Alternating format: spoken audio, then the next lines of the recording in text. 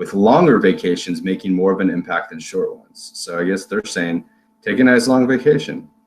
The results show that working more than 60 hours a week will create small productivity flurry at first, but will start to decline again after 3 or 4 weeks. And in the article, they were saying how other studies found that same kind of initial burst followed. Like if you're working a lot on something, that you may see a little bit more productivity at first, but then you have even that worse decline. And for those of you that are interested in seeing the article, there's the URL down there.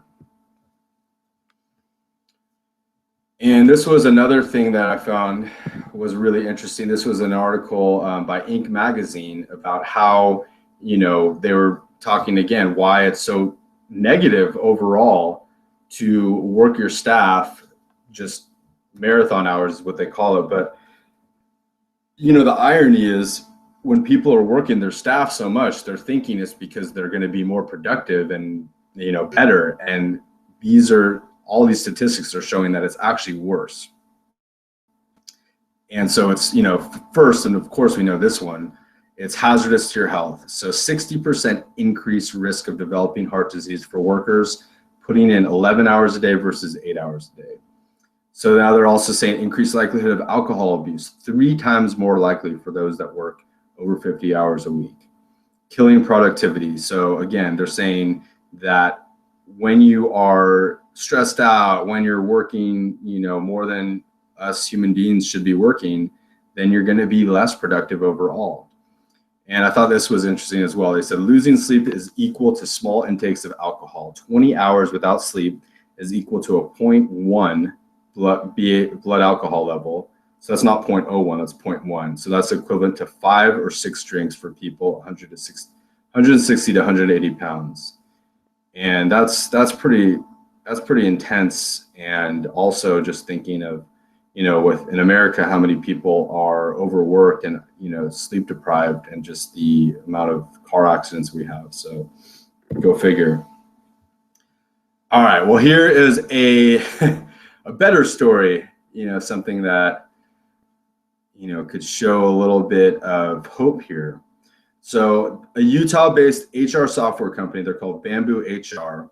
They have they even call it an anti-workaholism work policy. And the thing I thought was great was this was the 2 CEOs actually had been working for, one of those major corporations before they started this company.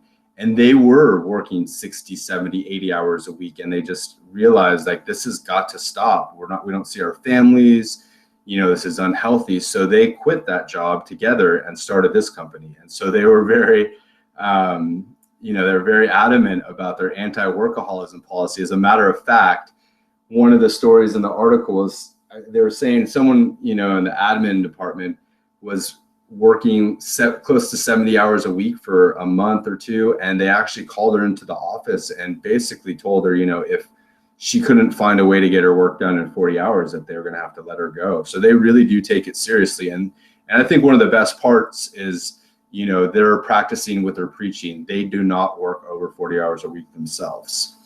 And so what I thought was great is, they also included in the article some solutions, right?